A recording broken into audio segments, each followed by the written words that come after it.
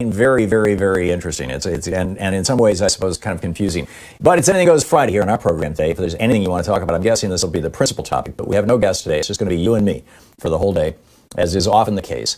And I'll just share some of my thoughts with you. Kelly Loeffler, the Republican senator from Georgia, this morning tweeted out that China is responsible for Donald Trump getting the coronavirus.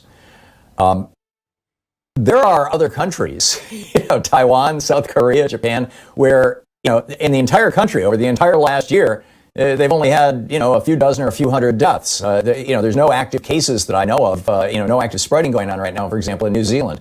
I mean, leadership matters. And I retweeted Kelly Loeffler's tweet blaming China and just pointed out that irresponsibility is the Republican brand. I mean, basically, never take responsibility for anything.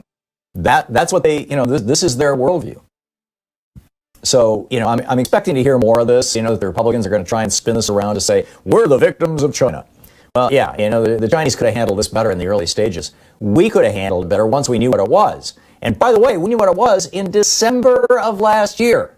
In fact, in the last week of November of last year, U.S. intelligence notified Israeli intelligence that there was some sort of SARS-like, MERS-like virus going around in China. Now, MERS is the Middle Eastern Respiratory Syndrome. That's it's a SARS coronavirus, as the COVID virus is, and as the original SARS virus is.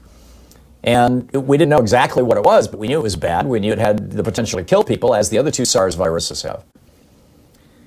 So to say, it's going to be real interesting to watch how this plays out. I was looking at some of the right-wing news this morning and, things about, the liberals are all schadenfreude. No, I'm not all schadenfreude. I'm not sitting here going, oh, yeah, isn't it great? He got, none of that. I'm sorry. Number one, anytime the President of the United States is ill, critically ill, or has the potential to be critically ill, it's a national security crisis. If we care about our country, we have to be concerned about that. There are countries that, are not our friends, who wish us harm, and who would try to exploit something like that, number one.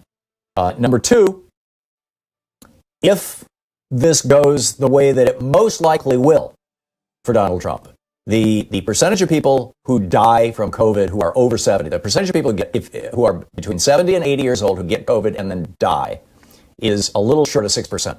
It's higher than other people, but, in fact, it's massively higher than children. But it's around 6%.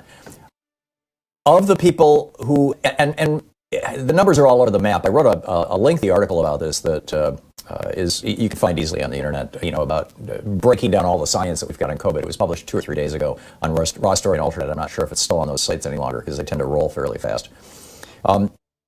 But about half of people, more or less, between 40 and 60% of people who get the virus, who test positive for the virus, never show any symptoms. So of the people who do show symptoms, 100% of the people who eventually die are in the category of people who show symptoms. So if you've got a roughly 6% death rate for people in their 70s of everybody, that means you've got a roughly 12% death rate of people who are showing symptoms, if I'm doing my math right. And I'm probably not. I'm not an epidemiologist. This is just kind of, I'm trying to use logic here, which means the odds are 9 out of 10, at the worst, that Donald Trump will recover from this. And this is the message that the White House is putting out, is, most people who get this recover from it. And the First Lady is not symptomatic. Donald Trump apparently has, mild cold symptoms. He was tired yesterday and had a raw throat. But the odds are he's going to recover from it. Most people do, even people in their 70s.